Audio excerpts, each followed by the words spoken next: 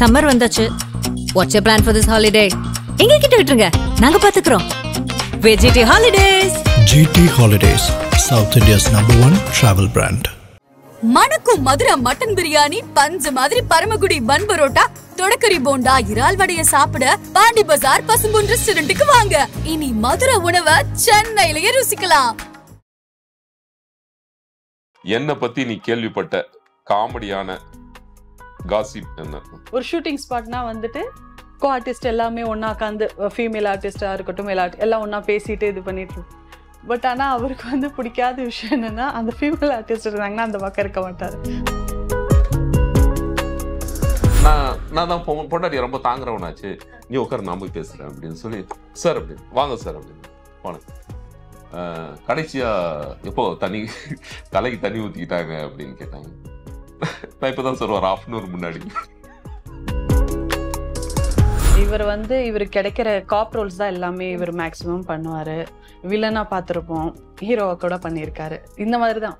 But அவர்கிட்ட வந்து நல்ல ஹியூமர் சென்ஸ் இருக்கு. அது வந்து நான் அவர்கிட்ட அடிக்கடி சொல்லிக்கிட்டே இருக்கிற ஒரு விஷயம் அதுதான். உங்ககிட்ட நல்ல ஹியூமர் சென்ஸ் இருக்குங்க, கண்டிப்பா நீங்க வந்து ஒரு நல்ல ஹியூமர் சென்ஸோட ஒரு நிறைய பேர் சீரியல் பண்றது ஈஸி, சினிமா பண்றது கஷ்டம்னு சொல்லுவாங்க. மோஸ்ட்லி ப்ராம்ப்டர்லாம் இருக்கும், நம்ம அவங்க சொல்ற டயலாக் தான் சொல்லுவாங்க அப்படின்னு சொல்லுவாங்க. இல்ல நீங்க ப்ராம்ப்ட் வாங்கிடுறீங்க, சினிமாவில் போய் நீங்க ப்ராம்ப்ட் வாங்க முடியுமா? முடியாது சார். அப்புறம் இங்க நீங்க ப்ராம்ப்ட் வாங்கி ட்ரைன் ஆயிட்டாங்க, எப்படி ப்ராம்ப்ட் வாங்காம நீங்க வந்து பேச முடியும்?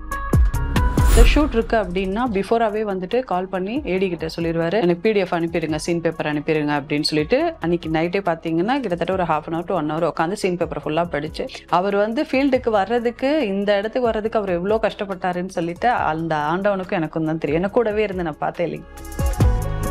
முக்கிய தகவல்களை குறுஞ்செய்தி வாயிலாக தெரிந்து கொள்ள ஆதன் செயலியை டவுன்லோட் பண்ணுங்க. அதற்கான லிங்க் இந்த வீடியோக்கு கீழே டிஸ்கிரிப்ஷன்ல இருக்கு. ஆதன் சினிமாவர்ஸ்க்கு ஒரு பெரிய வணக்கம். நான் தான் உங்க விஜய் ஷாம்லா. இன்னைக்கு நம்ம ராஜாராணி எபிசோட்ல ரொம்பவே ஒரு ஸ்பெஷலான கெஸ்ட் இருக்காங்க அப்படின்னே சொல்லலாம். இவர் நம்ம எல்லாருமே வந்து சீரியல்ஸ்லயா இருக்கட்டும், ஃபிலிம்ஸ்லயா இருக்கட்டும், முக்கியமா அந்த துணை வேடங்கள்ல நிறைய பேர் வந்து இவரை பார்த்து என்ஜாய் பண்ணி சிரிச்சு நிறைய விஷயங்கள் இவரை பத்தி நம்ம பேசியிருப்போம். ஸோ இன்னைக்கு நம்ம கூட ரொம்ப கியூட்டான ஒரு கப்பல் வந்து இணைஞ்சிருக்கிறாங்க, Birla Bose sir and Muppi ma'am. First ஒரு வார்ம் வெல்கமோட ஆதன் வந்து உங்களை இன்வைட் பண்ணுது சார். வணக்கம். வணக்கம் மாதம். அண்ட் ஷாம்லா, உங்க வாய்ஸ் ரொம்ப நல்லா இருக்கு. அப்படியா சார்? பிரைட்டா இருக்கு. ஆள் தான் பார்த்தா நார்மலா இருக்கிறீங்க, வாய்ஸ் வேற மாதிரி இருக்கு. ஓகே சார், எப்படி இருக்கீங்க சார்? நல்லா இருக்கேன், நீங்க நல்லா இருக்கீங்களா? நானும் ரொம்ப நல்லா இருக்கேன். எப்படி இருக்கீங்க மேம்? நல்லா இருக்கேன், நீங்க நல்லா இருக்கீங்க? நல்லா இருக்கு மேம். ரொம்ப சைலண்டான ஆளோ கொஞ்சம் ஹோம் மேக்கர் இல்லையா? ஓகே, போக போக தான் பிக்கப்பா. கண்டிப்பா மேம். நிறைய பிக்கப் பண்றதுக்கு நீங்க நிறைய விஷயங்கள் இருக்கு. சாரை பத்தியுமே நிறைய விஷயங்கள், முக்கியமா சோஷியல் மீடியாஸ்ல சாரை பத்தி நிறைய விஷயங்கள் தெரியும். ஆனா அவரோட ஃபேமிலியை பத்தி தெரியுமான்னு கேட்டா கண்டிப்பா என்னைய பொறுத்த அளவுக்கு தெரியாதுன்னு சொல்லுவேன். ஏன்னா எந்த சோஷியல் மீடியால தேடினாலுமே சாரோட ஃபேமிலியை பத்தி எதுவுமே வரமாட்டுது. உங்களோட பேர் என்னன்னு தேடுறதுக்கு நானும் ரொம்ப நாளா தேடிக்கிட்டே இருக்கேன். கிடைப்பனா அப்படின்ட்டு கேள்வியே இல்லாத பதிலா வந்து அப்படியே நின்றுட்டே இருந்தது. அதனால தான் வந்தோடனே ஃபர்ஸ்ட் உங்க பேரை கேட்டேன். ஸோ எப்படி இருக்கு மேம் இந்த மேரேஜ் லைஃப்? எப்படி நினைச்சிங்க? நீங்க ஒரு எக்ஸ்பெக்டேஷன் வச்சிருப்பீங்க, ஸோ அந்த மாதிரி தான் லைஃப் போய்கிட்டு இருக்கா? சாரை என்ன இடத்துல இருந்து பிடிச்சிங்க? இதுதான் ஆக்சுவலாக பார்த்தீங்கன்னா நாங்கள் ரிலேஷன் தான். இவர் அத்தை பையன், நான் மாமா பொண்ணு. ஸோ அதனால வந்து சின்ன வயசுல இருந்தே தெரியும். பெருசா அந்த அளவுக்கு வந்து டிஸ்டன்ஸ் அதெல்லாம் எதுவும் கிடையாது. அவர் வருவார், லீவ் விட்டாங்கன்னா சின்ன வயசுல எங்க வீட்டுக்கு வருவாரு, நாங்களும் அங்கே போவோம், எல்லாம் அப்படிதான் இருந்துச்சு. அப்புறம் ஒரு ஏஜுக்கு அப்புறமா வந்துட்டு சரி அவருக்கு மேரேஜ் பண்ணணும் அப்படின்னு சொல்லி இது பண்ணும்போது என்ன வந்து பொண்ணு கேட்டு கல்யாணம் பண்ணிட்டு போனேன். ரோஸ் பண்ணுங்கப்பா, நான் வந்து இதுல வரமாட்டேன் சார், உங்களுக்கு ஒரு கார்டும் உங்களுக்கு ஒரு கார்டும் தருவேன். ஸோ நீங்க வந்து மேம் கிட்ட வந்து என்ன மாதிரியான விஷயங்கள் கேட்கணும் நினைக்கிறீங்க அப்படிங்கிற மாதிரி எங்களோட பாயிண்ட் ஆஃப் வியூல வந்து நான் எழுதியிருக்கேன். அதே மாதிரி நீங்க சார் கிட்ட என்ன கேட்கணும் அப்படிங்கிற மாதிரி எங்களோட பாயிண்ட் ஆஃப் வியூல வந்து எழுதியிருக்கேன். ஸோ உங்களுக்கு இதை தவிர வேற ஏதாவது கேட்கணும் அப்படின்னாலும் கேட்டுக்கலாம், அது தெரிய போறது கிடையாது. சரிங்களா? அதாவது நீங்க கொடுத்துருக்கிற கேள்வி நானே கேட்டு நானே அசிங்கப்பட்டு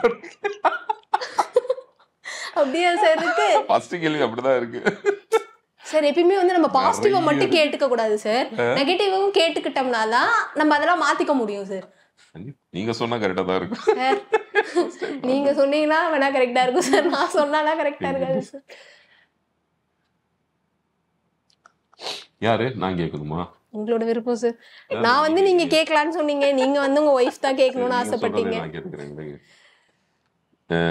ஓகேம்மா, நல்லா யோசிச்சு சொல்லு. காமெடியா இருந்தாலும் பரவாயில்ல. என்ன உன் மனசுல தோணுதோ அது சொல்லு. மனசுல தோணுதோ அது ஃப்ராங்கா சொல்லு. என்னை பத்தி நீ கேள்விப்பட்ட காமெடியான காசிப் என்ன? அவரை பத்தி எனக்கு நல்லா தெரியும். அவர் நார்மலா ஷூட்டிங்க்கு போனாருன்னா அவர் உண்டு, அவருடைய வேலை உண்டு, அப்படிதான் இருப்பாரு. இப்போ நார்மலா நாம கேள்விப்படுறது என்னதான் இருக்கும், ஒரு ஷூட்டிங் ஸ்பாட்னா கோ ஆர்டிஸ்ட் எல்லாமே ஒன்னா உட்காந்து, ஃபீமேல் ஆர்டிஸ்டா இருக்கட்டும் மேல் ஆர்டிஸ்ட் எல்லாம் ஒன்னா பேசிட்டு இது பண்ணிட்டு இருக்கோம். பட் ஆனா அவருக்கு பிடிக்காத விஷயம் என்னன்னா, அந்த ஃபீமேல் ஆர்டிஸ்ட் இருந்தாங்கன்னா அந்த பக்கம் இருக்க மாட்டாரு. அசிஸ்டன்ட் கிட்ட சொல்லி சேர கொண்டு வந்து அங்க அந்த பக்கம் போடு அப்படின்னு சொல்லிட்டு. சார் அப்படின்னா நீங்க ரகட் பாய் போல சார். இல்லம்மா, அப்படி கிடையாது. நான் டிராவல் பண்ணும்போது என்னன்னா, ஸ்பாட் ஒர்க்கு, நீங்க எந்த விஷயங்கள்ல வேணாலும் பேமெண்ட் என்ன அங்க பிரச்சனை நடந்தாலும் நான் பெருசா பேச மாட்டாங்க. பட் இங்க இல்லை, எல்லா இடங்கள்லயும் சரி, அங்க ஃபீமேல் சைடு ஏதாவது பிரச்சனை ஆயிடுச்சுன்னு வைங்க, அது ப்ரொடியூசர் வரையும் பாதிக்கும். நிறைய டைரக்டர்ஸ் மாத்திருக்காங்க. காரணமே இருக்காது, அதுக்கும் இதுக்கும் சம்பந்தமே இருக்காது. மோஸ்ட்லி என்னன்னா சில விஷயங்கள் அதை அப்படி ஃபாலோ பண்ணிக்குவோம். அந்த ஒர்க் டிசிப்ளின் ஒரு விஷயம் இருக்கு.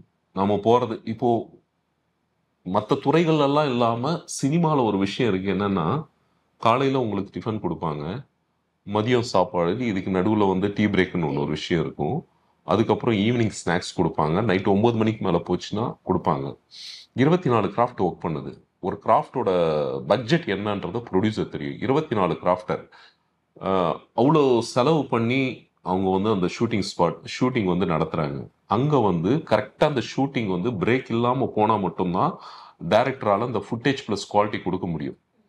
சப்போஸ் ஏதாவது அங்கே பிரச்சனை ஆகி ஏதாவது ஆச்சுன்னா ஒரு மணி நேரம்னா கூட ஒரு கிட்டத்தட்ட மினிமம் 30,000 to 50,000 லாஸ் ஆகும். இது சில இடங்கள்ல நடந்ததுனால நான் அதை கண்கூட பார்த்துட்டேன். அதனால நான் என்ன பண்ணுவேன்னா, அந்த ஒர்க் டைம்ல எதுவும் வச்சுக்க மாட்டேன். அதுக்கப்புறம் இந்த 100 எபிசோடோ 200 எபிசோடோ எங்களுக்கு இந்த செலிப்ரேஷன்லாம் பண்ணுவாங்க. அது போயிட்டு நாங்கள் ஓரளவு கேஷுவலாக அது ஃப்ரெண்ட்லியாக இருப்போம்.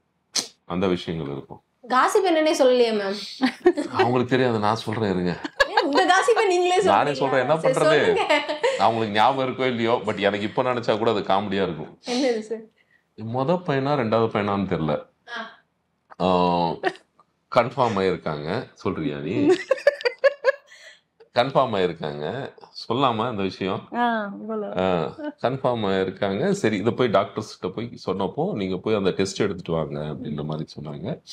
ஏதோ ஷூட்டுக்கு போயிருந்தேன். எங்க இந்த மாதிரி அப்பாயின்மெண்ட் 6 மணிக்கு கொடுத்துருக்காங்கன்னு உடனே சரி 5 மணிக்கு சீக்கிரமா குளிச்சுட்டு இவங்க சொன்னாங்க, நீங்க குளிச்சுட்டு வந்துருங்க, அதுக்கப்புறம் நான் போய் குளிச்சுக்கிறேன் அப்படின்னாங்க. சரி ஓகே, நான் குளிச்சுட்டு நான் ரெடி ஆகிட்டு இருக்கேன், இவங்களும் குளிச்சுட்டு வந்துட்டாங்க. 2 பேரும் போறோம். போய் உட்காந்துட்டு இருக்கோம், நிறைய பேர் உட்காந்துட்டு இருக்காங்க. நான் ஆக்சுவலா படத்துல இந்த சீன் வைக்கலான்னு இருக்கேன். அங்க இருந்து ஒரு மேல் தான் அவங்க கூப்பிட்டாங்க, இவங்க முபஷிரான்னாங்க. நான் தான் பொண்டாட்டி ரொம்ப தாங்குறவனாச்சு, நீ உட்கார நான் போய் பேசுறேன் அப்படின்னு சொல்லி, சார் அப்படின்னு வாங்க சார் அப்படின்னு போனேன். கடைசியா எப்போ தலைக்கு தண்ணி ஊத்திக்கிட்டாங்க அப்படின்னு கேட்டாங்க. நான் இப்பதான் சார் ஒரு 1/2 hour முன்னாடி. அவர் என்ன பண்ணாருன்னா, சார் இது உங்களுக்கு எத்தனாவது குழந்தை? 2வது குழந்தை சார். ஓகே சார், சார் அவங்கள வர சொல்லுங்க. இல்ல சார் 1/2 hour முன்னாடி தான் முடிச்சு, அவங்கள வர சொல்லுங்க சார். இவருக்கு என்னன்னா, ஏன் பொண்டாட்டி எனக்கு தெரியாதா, அவங்கள அதே கொஸ்டின் கேட்கணுமாட்டு. ஆமா, அது சில அந்த டைம்ல அதுக்கப்புறம் முடிச்சுட்டு வந்த பின்னாடி நான் கேட்டேன், என்னன்னா இல்லைங்க அது அவங்க வேற இது விஷயத்துக்காக அவங்க கேட்கறாங்க, இது இல்லைன்னு ஒண்ணு 2 குழந்தைய பெத்துட்டுமானா இப்படி இருக்கு, இல்ல அதனுடைய கோடு இதுதானா அப்படின்றது விஷயம் எனக்கு. பட் ஆனா ஒரு ஹானஸ்டா ஒரு விஷயம் என்ன சொல்லணும்னா, இவர் இவருக்கு கிடைக்கிற காப் ரோல்ஸ் தான் எல்லாமே இவர் மேக்சிமம் பண்ணுவாரு. வில்லனா பார்த்திருப்போம், ஹீரோவை கூட பண்ணியிருக்காரு, இந்த மாதிரி தான்.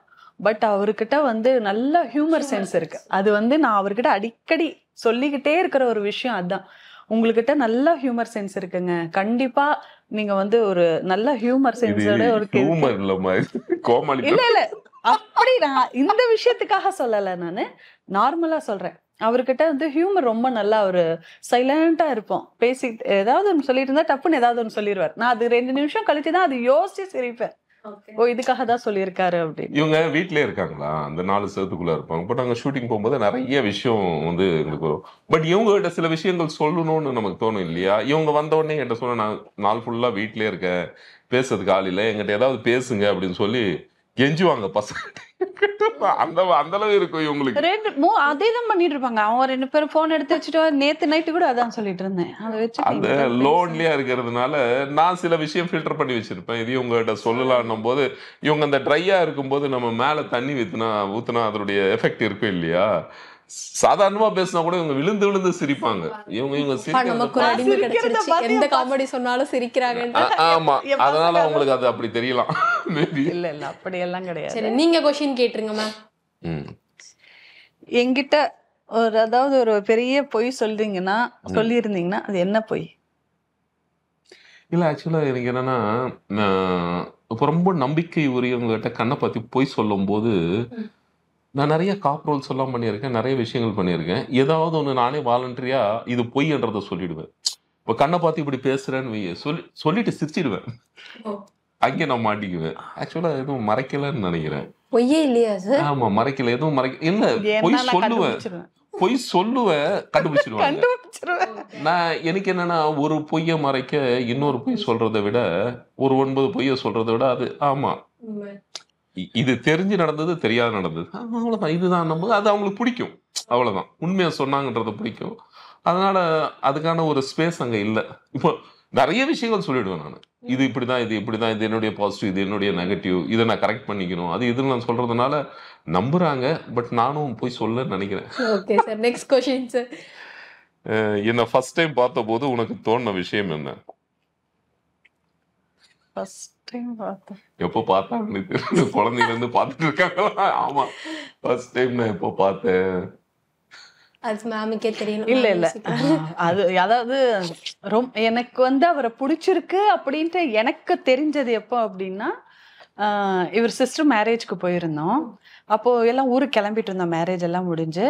அப்போ ரோடு கிராஸ் பண்ணும்போது வந்துட்டு எங்க அம்மா சொன்னாங்க, கையை பிடிச்சிக்கோங்க, ரோடு கிராஸ் பண்ற இல்லம்மா, அண்ணா கையை பிடிச்சிக்கோ அப்படின்னு. ஆமா அப்படின்ட்டு சொல்லும் போது இவர் வந்து என் கையை வா அப்படின்ட்டு பிடிச்சிட்டு அந்த ரோடு கிராஸ் பண்ணும்போது எனக்கு வந்து அது கம்ஃபர்ட் ஜோனா எனக்கு வந்து அது ஃபீல் பண்ணேன். நான் அந்த ஒரு இதை ஃபீல் பண்ணேன்.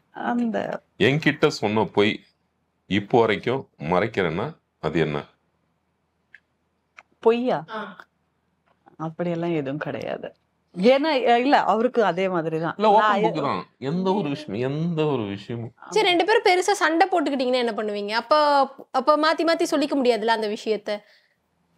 இல்ல, சண்டை போடுவோம், நிறைய போடுவோம். இப்போ கம்மியாயிடுச்சு. இப்போ பசங்க வளர்ந்த பின்னாடி கம்மியாயிடுச்சு. ஃபர்ஸ்ட் வந்து நான் அதிகமா போடுவேன், இவங்க கம்மியா இருந்தாங்க. அதுக்கப்புறம் இவங்க அதிகமா போட ஆரம்பிச்சாங்க. நான் வந்து தெரிஞ்சுக்கிட்டேன், ஓகே இவங்க வந்து ரெடி ஆயிட்டாங்க, நம்மளால சமாளிக்க முடியாது. அதனால நான் சண்டை போடுறதை விட்டேன், அவங்களும் சண்டை போடுறதை விட்டாங்க. ஓகே, உங்களுக்கான क्वेश्चन மேம். என்கிட்ட இப்ப வரைக்கும் சொல்லாத சினிமால நடந்த மோசமான விஷயம்னா எதுவா இருக்கு? நிறைய நடந்திருக்கு. இன்னொரு விஷயம் என்னன்னா, எது யார் யார்கிட்ட சொல்லணுமோ அதுதான் சொல்லணும். பட் ஒரு விஷயத்த சொல்லி அதனால பிரச்சனைகள் வருதுன்னா அந்த விஷயம் வெளியில சொல்லக்கூடாது. ஒரு விஷயத்த சொல்றதுனால அது நல்லது நடக்குதுன்னா அது சொல்லலாம். இன்னொரு விஷயம் என்னன்னா, மெச்சூர்டுன்னு ஒன்று இருக்கு. இப்போ நான் டிராவல் பண்ற விஷயங்கள் வேற. இப்போ நான் காலையில இருந்து பாத்தீங்கன்னா நிறைய இடம் டிராவல் பண்ணிட்டு வந்திருக்கேன். நான் கிட்டத்தட்ட ஒரு 10 இடம் டப்பிங் போயிருக்கேன், அங்க போயிருக்கேன், இங்க போயிருக்கேன். நிறைய எனக்கு அந்த நேச்சர் தெரியும். இப்படிதான் இருப்பாங்க, இப்படிதான் இருப்பாங்க. நீங்க 4 செவத்துக்குள்ள இருக்கிறவங்க. இப்போ அந்த விஷயம் நான் இவங்ககிட்ட கொண்டு வந்து திணிச்சேன்னு வைங்க, அடுத்த வாட்டி என்ன ஆகும்னா, ஷூட்டிங் போகும்போது ஒருவேளை இப்படி நடந்திருக்குமோ அப்படி நடந்திருக்குமோ, இவங்களுக்கு அந்த இது இருக்காது. சில விஷயங்கள் மட்டும் தான் நான் சொல்லுவேன், நிறைய விஷயங்கள் நான் சொல்ல மாட்டேன். ஆனா மோஸ்ட் ஆஃப் த இது வந்து சொல்லிடுவார். ஷூட்டிங் கூட இன்னைக்கு எப்படிங்க போச்சு ஷூட் அப்படின்ட்டு சொல்லிட்டு ஸ்டார்ட் பண்ணா அது அப்படியே கிரீன் டீ குடிச்சிட்டு அப்படியே அது ஒரு 1 hour போகும். அப்படியே அந்த மாதிரி மோசமான நிகழ்வுன்றது ஏதாவது இருக்கா சார்? அதை வந்து இப்ப வரைக்கும் நம்ம நினைச்சு ஃபீல் பண்ற விஷயங்கள் அப்படின்ட்டு ஏதாவது இருக்கும், நிறைய இருந்தாலும் அதுல இந்த விஷயம் சொல்லலாம்னு உங்களுக்கு தோணும்ல, அந்த மாதிரி ஏதாவது சார்?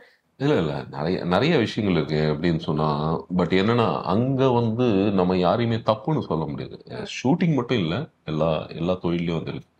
அங்க இருக்கிறவங்களுடைய சூழ்நிலை, அங்க இருக்கிறவங்களுடைய மனநிலை, அது சரியோ தப்போ, அவங்களுடைய தேவைகள் என்ன, இவ்வளவு விஷயங்கள் இருக்கு. இங்க போயிட்டு ஆண்டவன் நமக்கு ஆரோக்கியமா வச்சிருக்கான், நமக்கு எல்லாம் கிடைச்சிருக்கு. நம்ம இந்த இடத்துல இருந்து அந்த பார்வையை பார்த்து நம்ம வந்து அது தப்புன்னு அவங்கள சுட்டி காட்டுறது எந்த அளவுக்கு கரெக்டுன்னு சொல்லி எனக்கு தெரியல. அதனால நான் வந்து கடந்து போயிடுவேன் அங்க. ஏன்னா சின்ன குழந்தைங்கள நம்ம சொல்லலாம், டே இது தப்பு இது சரின்னு. ஓரளவு மெச்சூர்டா இருக்காங்க, ஒரு 25 வயசு இருக்கு, 30 வயசு இருக்கு. அப்படி இருந்தும் சில விஷயங்கள் அங்க நடக்குது, நெகட்டிவா நடக்குது அப்படின்னும் போது நான் கண்டு காணாம போயிடுவேன். ஆனா அந்த இடம் இருக்க மாட்டேன், நான் அந்த இடத்துட்டு விலகிடுவேன். ஏன்னா அந்த இடம் இருந்து அது நடந்துட்டு இருந்து நானும் வேடிக்கை பார்த்துட்டு இருந்தேன்னா அதுக்கு நானும் உடந்தையாயிடுவேன். அது வந்து ஏன்னா நான் டிராவல் பண்ண விஷயங்கள் சிலதெல்லாம் இதை கற்றுக் கொடுத்துருக்காங்க.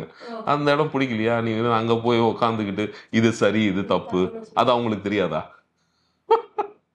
அப்படின்னு. அதனால அதில் நியாயப்படுத்துறது, நான் அது சரின்னு சொல்றதோ அது தப்புன்னு சொல்றதோ அது எனக்கு விருப்பம் இல்லை. உங்களோட கொஸ்டின் சார், நீ என்கிட்ட இப்போ வரைக்கும் கேட்கணும்னு நினைச்ச விஷயம் என்ன? கேட்காம இருந்தப்போ அது என்ன? கேட்காம இருந்திருப்ப அது என்ன? நீ என்கிட்ட இப்போ வரைக்கும் கேட்கணும்னு நினைச்ச விஷயம் ஆனா கேட்காம இருந்திருப்ப அது என்ன? புரிஞ்சுதா?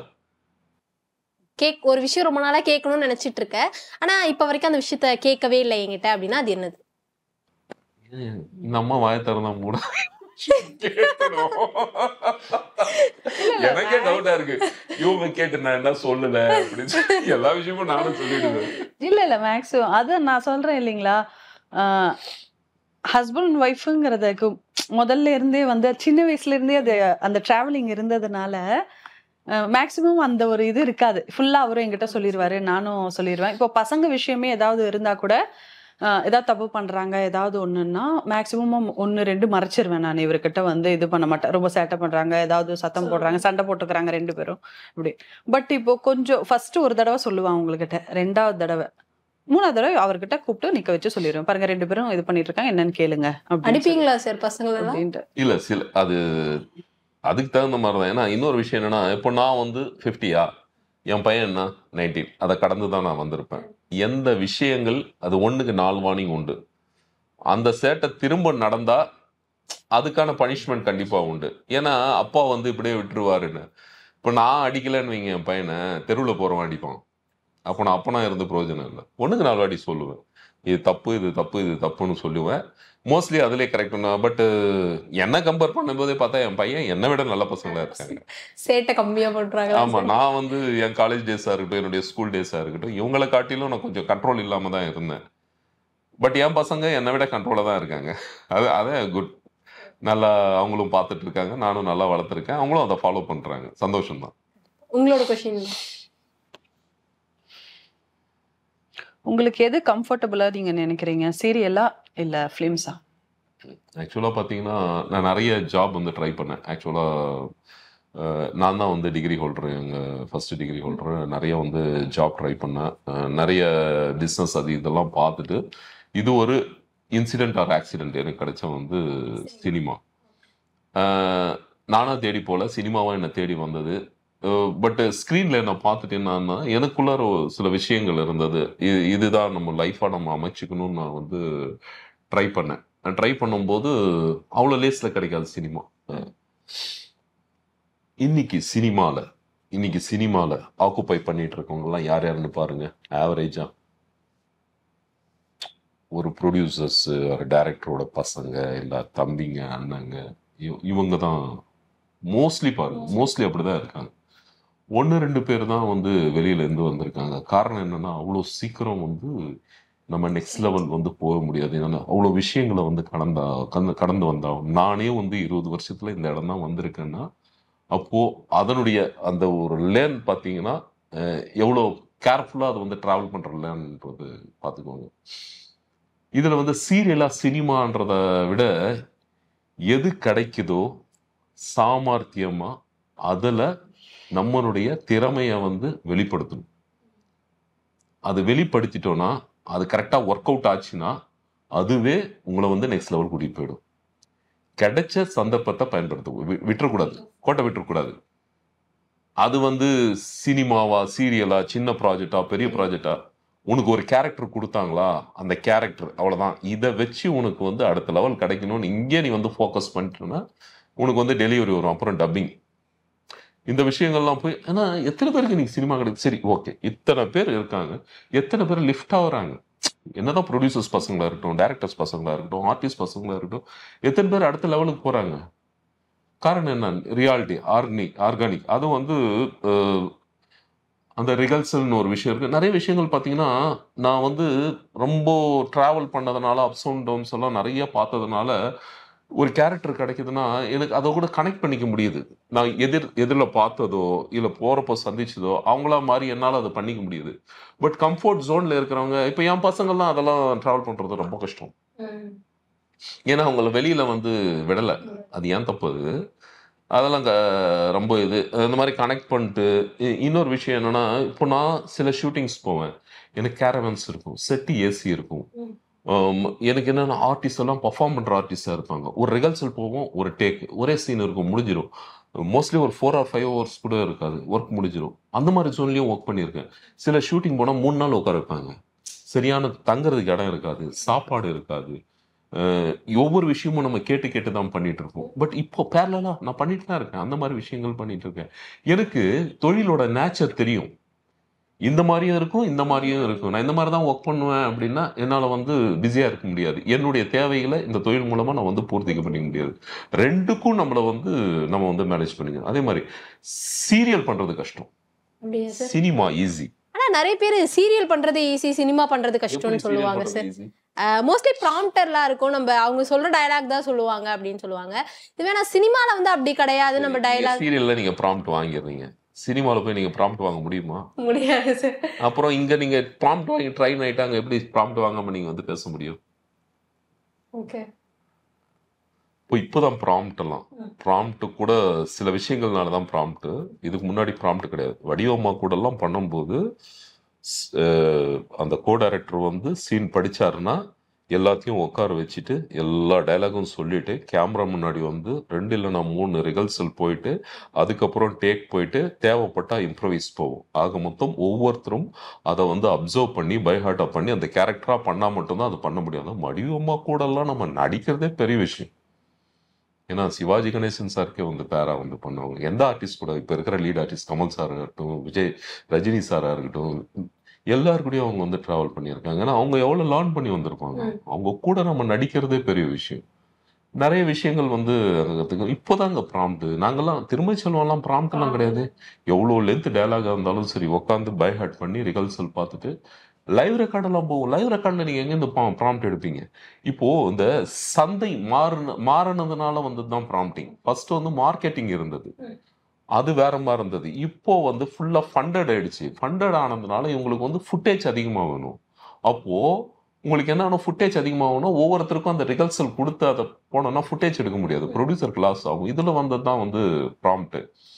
இன்னும் பார்த்தீங்கன்னா சீரியல்ஸ்லாம் பார்த்தீங்கன்னா மோஸ்ட்லி 8 to 10 சீன்ஸ் இருக்கும். படங்கள் எல்லாம் 1-2 சீன் தான். அதுவும் ஒவ்வொரு சீன் வந்து அவங்க மேக்கிங் வாய்ஸ் அவங்க வந்து டிஃப்ரெண்ட் பண்ணுவாங்க. காரணம் என்னன்னா அதனுடைய சந்தை வேற, வியாபார சந்தை வேற, இதனுடைய வியாபார சந்தை வேற. இதனுடைய பிஸ்னஸ் சின்னது, சீரியலோட பிஸ்னஸ் சின்னது, அதனுடைய பிஸ்னஸ் வந்து பெருசு. ஆனால் பர்ஃபெக்ஷன் ரொம்ப முக்கியம். நீங்கள் வந்து ப்ராம்ப்டாக இருந்தாலும் சில விஷயங்கள் இங்கே அக்செப்ட் பண்ணிக்குவாங்க. இந்த சந்தை வேறன்றதுனால இது யாரு ஃப்ரீயாக தானே போகுது. உங்களை வந்து வீட்டில் இருக்கிற இங்கே இருக்கிற ஆடியன்ஸ் வேற, அங்கே இருக்கிற ஆடியன்ஸ் வேற, இங்கே இருந்த மார்க்கெட்டிங் வேற, அங்கே அது வேற, இது பிஸ்னஸ் வேற, அது பிஸ்னஸ் வேற. இதை கொண்டு போய் அங்கே பண்ணீங்கன்னா வேற மாதிரி. ஏன்னா சீரியல் மாதிரி எடுத்து வச்சிருக்கான் அப்படின்னு. சீரியல் ரொம்ப கஷ்டம் தான், சினிமா ஈஸி. உன் கண்ணுக்கு பிர்லா போஸ்னா யாரு? அந்நியனுக்காவது 4 கேரக்டர், பிர்லா போஸ்க்கு 12 கேரக்டர். கரெக்டா தான் சொன்னாரு. இல்ல எனக்கு புரியல. அவர் क्वेश्चन கேட்கணும், நீங்க தான் ஆன்சர் சொல்லணும். அவரே क्वेश्चन கேட்டு அவரே ஆன்சர் சொல்றாரு. அப்படி கிடையாது. சொல்லுமா, பரவாயில்ல. நல்லா ஒன்றும் நினைச்சு உண்மையதான் நான் சொல்றேன். இதனால நான் திருந்துவேன். இல்லை என்ன மாதிரி இருக்கிறவங்க நிறைய பேர் திருந்தலாம் இல்லையா? இல்ல இல்ல அப்படி இல்லை. ஷூட்டிங்ல வந்துட்டு பாத்தீங்கன்னா இப்போ நான் கொஞ்சம் கேட்ட போல சொல்லுன்றேன்ல, அதுக்காக தான் ஷோக்கு வந்திருக்கும். இவ்வளவு பெரிய சேனல்ல கூப்பிட்டு ஒன்று பேசுறாங்கன்னா சொல்லிதான் ஆகணும். இல்ல இல்ல ஷூட்ல வந்துட்டு ஒரு சில விஷயங்கள் வந்து பாசிட்டிவ் நெகட்டிவ்ஸ் எல்லாமே நடக்கும் இல்லைங்களா? இப்போ பிர்லா போஸ்ன்னு கேட்கறதுனால நான் சொல்றேன், அப்சல் கிடையாது, பிர்லா போஸ். ஓகே, இப்போ ஒரு விஷயம் இவர் அங்க ஏதாவது ஒரு இன்சிடென்ட் நடந்துட்டு இருக்கு அப்படின்னா அது நெகட்டிவா தெரிஞ்சதுன்னா ஃபர்ஸ்ட் இவர் வந்து கொஞ்சம் இதா இருந்து அங்க மேக்சிமம் அங்க இருந்து கொஞ்சம் தள்ளி போறதுக்கு அவர் பாப்பாரு. முடியலன்னா ஸ்ட்ரைட்டா போய் அவர் அதுக்கு என்னன்னு கேட்டுட்டு வந்துருவாரு. அவருடைய கேரக்டர் அதான். அது வந்து நிறைய பேர்த்துக்கு வந்துட்டு அது பிடிக்க மாட்டேங்குது. ஸ்ட்ரைட் ஃபார்வர்டா இருக்கிறது வந்துட்டு வீட்டுக்கு வந்து அவர் சொல்லுவாரு. நான் தான் சொல்லுவேன், விடு, உங்க கண்ணுக்கு முன்னாடி நடந்தது தானே நீங்க கேட்டீங்க, விடுங்க, ஆண்டவனுக்கு தெரியும் இல்லைங்களா. இந்த மாதிரி அவர் வந்து ஸ்ட்ரைட் ஃபார்வர்டா அதுக்காகவே பாத்தீங்கன்னா நிறைய கான்ட்ரவர்சி எல்லாம் அவர் மேல வரும். தேவையில்லாம அவர் வந்து ரொம்ப கோவப்படுவாரு, அவர் இது பண்ணுவார் அப்படின்ட்டு எல்லாம் வரும். மற்றபடி அவருடைய ஒர்க்ல அவர் கரெக்டா இருப்பாரு. ஓகே, உங்ககிட்ட இருக்க கொஸ்டின் மேம், உங்களுடைய பெரிய ஆசைன்னா ஏதா சொல்லுவீங்க? என்னுடைய இப்போ ஜென்ரலா ஒரு ஆசை என்னன்னா, அந்த லைஃப் டைம் இருக்கு இல்லையா, அந்த லைஃப் டைம் வரையும் நிம்மதியா, சந்தோஷமா, ஆரோக்கியமா இருக்கணும். அதானா சார்? இவ்வளவுதான் பெரிய ஆசை தான். நீங்க நான் சில டைம்ல வந்து நான் நினைப்பேன், பிஸியா இருக்கும், டே அண்ட் நைட் ஷூட் போயிட்டு இருக்கோம். அப்போதான் எனக்கு அந்த ஆரோக்கியத்தை பத்தி அப்போதான் எனக்கு தெரியும். இப்போ ஃபேமிலியை விட்டுருப்போம், அப்போதான் நமக்கு அந்த ஒரு சந்தோஷம். ஆமா, என்னன்னா சில பிரச்சனைகள்லாம் சில இதெல்லாம் பார்க்கும்போது தான் நான் நினைப்பேன், இப்போ எதுவும் காசு வேணா, பணம் வேணா, நிம்மதி இருந்தா போதும்டா அப்படி. இது எல்லாமே வந்து நாம தான் இது வந்து கிரியேட் பண்ணிக்கணும். இது வந்து உணர்ற விஷயங்கள். இதுதான் லைஃபே, இதுதான். கொஞ்சம் டிஃப்ரெண்டா தான் சார் இருக்கீங்க. ஏன்னா எல்லாருக்குமே வீடு வாங்கணும், கார் வாங்கணும், இந்த கார் வாங்கணும், இவ்ளோ பெரிய வீடு கட்டணும், நிறைய பேர் நிறைய விஷயங்கள் சொல்லுவாங்க. எனக்கு பேசிக் இருக்கு, இருக்கிற வீடு இருக்கு, சாப்பிட்றதுக்கு ஹைஜீனிக்கான சாப்பாடு இருக்கு, போட்டுக்க பேசிக்கான துணிகள் இருக்கு, இது போதும். வீடு வாங்கிட்டு லோன் கட்ட முடியாம அந்த இது, அப்புறம் வந்து எல்லாரும் வேலைக்கு போயிட்டு வீட்டுல யாருக்காவது ஒரு சிக் வந்து அது ஒரு நீங்க ஒரு விஷயத்த பெருசா எல்லாம் நமக்கு வந்து இது இருந்தா போதும். நிம்மதி, ஆரோக்கியம், சந்தோஷம், இது இருந்தா போதும். இது வந்து விலை கொடுத்து வாங்க முடியாது. கண்டிப்பா சார். உங்களோட கொஸ்டின் சார்? நான் பண்ண கேரக்டர்லயே உனக்கு பிடிக்காத கேரக்டர்னா என்ன? நிறைய இருக்கும். அப்படியா சார்? இல்ல அப்படியெல்லாம் எதுவும் இல்ல. நான் இதுவரை எதுவுமே அந்த மாதிரி சொன்னது இல்லையா உங்ககிட்ட. எல்லாமே வந்துட்டு அவர் ரொம்ப ரசிச்சு தான் செய்வாரு. ஒரு கேரக்டர்னா அதுல வந்து நிறைய ஹோம்ஒர்க் நிறைய பண்ணுவாரு, ஃபுல் இன்வால்மெண்டோட தான் பண்ணுவாரு. இப்போ வந்து ஷூட் இருக்கு அப்படின்னா பிஃபோராகவே வந்துட்டு கால் பண்ணி ஏடி கிட்ட சொல்லிடுவாரு, எனக்கு பிடிஎஃப் அனுப்பிடுங்க, சீன் பேப்பர் அனுப்பிடுங்க அப்படின்னு சொல்லிட்டு. அன்னைக்கு நைட்டே பார்த்தீங்கன்னா கிட்டத்தட்ட ஒரு 1/2 hour to 1 hour உட்காந்து சீன் பேப்பர் ஃபுல்லாக படிச்சு வீட்டில் இது பண்ணிட்டு அது நாளைக்கு போனால் எப்படி பர்ஃபார்ம் பண்ணணும் அப்படின்னு சொல்லிட்டு அந்த அளவுக்கு எல்லாமே கேர் எடுத்து பண்ணிக்குவார். அவர் வந்து ஃபீல்டுக்கு வர்றதுக்கு, இந்த இடத்துக்கு வர்றதுக்கு அவர் எவ்வளோ கஷ்டப்பட்டாருன்னு சொல்லிட்டு அந்த ஆண்டவனுக்கும் எனக்கும் தான் தெரியும். எனக்கு கூடவே இருந்து நான் பார்த்தேன் இல்லைங்க. அதனால அவருடைய ஃபீல்டுல வந்து அவர் ரொம்ப சின்சியரா இருப்பாரு. எல்லா கேரக்டருமே ரொம்ப பிடிச்சு ரொம்ப நல்லா தான் பண்ணியிருப்பாரு. இது நல்லா இல்லை அப்படின்ட்டு எந்த ஒரு இதுவும் கிடையாது. டப்பிங்கும் அதே மாதிரி தான். ஆனா இப்போ சீரியல்ல வந்து பேரா கண்டிப்பா ஒருத்தவங்க இருப்பாங்க, அவங்க கூட வந்து நிறைய கெமிஸ்ட்ரி சீன்ஸ், அந்த ரொமான்ஸ் சீன்லாம் வரும். அதெல்லாம் பார்க்கும்போது என்னன்னா பொசசிவ் ஆயிருக்கா மேம், இவங்க ஏன் நிக்கிறாங்க அப்படின்ற மாதிரிலாம்? யாருமே என்னை விட வந்துட்டு அழகாவும் இருந்தது இல்ல, கெமிஸ்ட்ரி வந்து அந்த அளவுக்கு இருந்தது இல்ல. காம்ப்ரமைஸ். அதாவது இவன் அடிக்கடி சொல்ற வார்த்தை என்னன்னா, ஏன் உங்களுக்கு எந்த பேரும் வந்து எனக்கு ஈக்குவலான பேர் வந்து எனக்கு வந்து கிடைக்கவே மாட்டேங்குது. நெக்ஸ்ட் டைம் சீரியல் போகும்போது மேமே கூட்டு போயிடுங்க. நான் சொல்றது இப்போ ஆன் ஸ்கிரீன் வந்து பாக்குறோம் அப்படின்னா ஹஸ்பண்ட் கூட ஒரு பேர் பண்றாங்கன்னா அவங்க வந்து ஒண்ணு ஒய்ஃப்னா அதுக்கு ஈக்குவலா இருக்கணும், இல்லன்னா அதை விட கொஞ்சம் அதிகமாவது இருக்கணும் இல்லீங்களா? அந்த அளவுக்கு நான் இதுவரை யாரையுமே பார்த்தது இல்ல. நீங்க நெக்ஸ்ட் வந்து ஏதாவது நெக்ஸ்ட் வாட்டி ஏதாவது சீரியல் என்னன்னா, ஒரு பிசிக் அந்த அவுட்லுக்கை காட்டிலும் தொழில வந்து அந்த பர்ஃபார்மன்ஸ் தான் முக்கியம். நம்ம சொல்லிடுவோம், நம்ம வந்து ஏன்னா நான் இவங்களுக்கு வந்து அது சொல்லியிருக்கேன் ஸ்பாட் ஒர்க் எப்படி இருக்குன்னு. ஒரு ரொமான்ஸ் சீனோ இல்லை அவங்கள ஹேக் பண்ணுறனோ இல்லை கண்ணத்தை பிடிச்சி நான் வந்து லவ் எக்ஸ்போஸ் பண்ணுறனோ அவ்வளோ சாதாரண விஷயமே கிடையாது. ஏன்னா சுத்திரம் பார்த்தீங்கன்னா அத்தனை டிபார்ட்மெண்ட் இருக்கும். அதை தாண்டி நம்ம பண்ணும்போது நம்ம அந்த தொழிலில் தான் உண்மையாக இருப்போம். அதை தாண்டி ஒரு சின்ன டிஸ்டர்ப் ஆனால் கூட அங்கே ஃப்ரேமில் தெரிஞ்சிடும், ஐஸோ அதோ இதோ ஏதோ ஒன்று தெரிஞ்சிடும். இது ஒரு எக்ஸாம்பிள் சொல்லணும்னா, நான் வந்து ஒரு என்ஆர்டி கம்யூனிகேஷன் சொல்லி பிர்லா டிரான்ஸ்போர்ட்டில் நான் ஒர்க் பண்ணிருந்தேன். அப்போது மேபி 99 நினைக்கிறேன். நான் ஒரு கலெக்ஷனுக்காக நான் வந்து இதுக்கு போயிருக்கேன், திருச்சி போயிருக்கேன். அந்த படம் ரிலீஸ் ஆகும்போது ஆக்சுவலாக பார்த்தீங்கன்னா அந்த விக்ரம் சார் வந்து அவ்வளோ ஒன்றும் இதெல்லாம், அபிதா வந்து அப்போதான் புதுசு, பாலா சாரும் வந்து டெபியூட் டைரக்டரு. இது நான் இந்த படம் வேணான்னே அவாய்ட் பண்ணேன் ஃப்ரெண்ட் சர்க்கிள் சொல்லும்போது. அடுத்த வாரம் பார்த்தீங்கன்னா டிக்கெட் கிடைக்கும். படம் சூப்பர் டூப்பர் ஹிட் அது. அதுக்கப்புறம் சரி இங்கே பார்க்க முடியல, சென்னையில் பார்க்க முடியல. அங்கே போயிருக்கும்போது மாரிஸ் காம்ப்ளெக்ஸ்னு ஒன்று இருக்கு, அங்கே 5 தியேட்டர். நான் சொல்கிறது 99ல். அப்போது அந்த அபிதா அவர் அந்த கேரக்டர் அப்படி டிசைன் பண்ணியிருந்தார் பாலா சார். அவ்வளோ க்யூட்டாக, ஹோம்லியாக, அவ்வளோ அட்ராக்ஷனாக இருக்கும். அப்படி ஒரு கேரக்டர். கட் பண்ணிங்கன்னா 2007 or 8 அவங்களுக்கு நான் அண்ணனா பர்ஃபார்ம் பண்ணிருக்கேன். அவங்க வந்து அந்த டைம்ல அவங்களுக்காக நான் என்ன பண்ணுவேன், கல்யாணத்துக்காக ஒரு இடம் கடனாக கேட்டிருப்பேன். ஆனால் அது ஆஃபீஸ் பணமாக போயிடும். திருடிட்டான்ற ஒரு பேர் சொல்லி நான் வந்து பிடிச்சிட்டு போயிடுவாங்க, கதைப்படி பிடிச்சிட்டு போயிடுவாங்க. அதுக்கப்புறம் நான் வந்து ரிலீஸ் ஆகி வருவேன். அபிதா வந்து எனக்காக ஜெயிலுக்கு போனாலே ஓடி வந்து கட்டி பிடிச்சி வந்து அடணும், அந்த மாதிரி ஒரு சீனை. அவங்க ஓடி வந்து அந்த பிசிக்னு ஒரு விஷயம் இருக்கு இல்லையா, ஓடி வந்து கட்டி பிடிச்சி அடும்போது அவங்க வந்து அன்கம்ஃபர்டபுளா ஃபீல் பண்றாங்க. பட் எனக்கு அந்த தாட்டே போல. காரணம் பார்த்தீங்கன்னா, நம்ம வாசு சார் பையன் ஒரு பேர் என்ன, சக்தி. அவர் கூட நான் ஒரு படம் பண்ணும்போது சொன்னாரு, சார் நான் இந்த சீரியலை பார்த்தேன், ஒரு அண்ணன் தங்கச்சி ஃபேஸ்புக் எப்படி இருக்கணுமோ அப்படிதான் இருக்கும். ஆக்சுவலா எனக்கு 3 தங்கச்சின்றதுனால நான் அப்படியே எங்கள் வீட்டில் எப்படி இருந்தனோ அதே மாதிரி தான் வாழ்ந்தேன். எனக்கு தம்பி மட்டும் தான் இல்லை திருமதி செல்வம்ல. பட் எனக்கு அந்த இதே வரல. அதுக்கப்புறம் நானே சொன்னேன், அண்ணன் தானம்மா, நீ ஓடி வந்து கட்டி பிடிச்சாலு அப்படின்ற மாதிரி சில விஷயங்கள். இது எதுக்கு சொல்றேன்னா, ஃப்ரேம் முன்னாடி டிஸ்டர்ப் ஆனீங்கன்னா பர்ஃபார்ம் பண்ண முடியாது. நீங்க வந்து கண்ணும் பேசணும், பாடி லாங்குவேஜும் இருக்கணும், மாடுலேஷனும் இருக்கணும். இதெல்லாம் இருந்தால் தான் வந்து அங்கே ஒர்க் அவுட் ஆகும். ஏதாவது ஒரு விஷயம் அந்த நேர்கோட்டில் உட்காரலன்னா கூட 1 more போகும். அந்த சீனோட லென்த்து சின்னதாக இருந்தால் பரவாயில்ல, பெருசாக இருந்தால் டைம் அதிகமாக எடுத்துட்டீங்கன்னு வைங்க, பண்ண வேண்டிய சீன் அடுத்த நாள் போயிடும். அடுத்த நாள் போகணும்னா அதனோட பட்ஜெட் எகிரும். இங்கே வந்து டைரக்டர் டென்ஷன் ஆகிடுவார். அதனால ரொம்ப ஷார்ப்பாக இருந்தால் தான் உங்கள் மேலே ட்ராவல் ஆகும். ஏதாவது டிஸ்டர்ப் ஆனீங்கன்னா கரெக்டாக கண்டுபிடிச்சிடுவாங்க.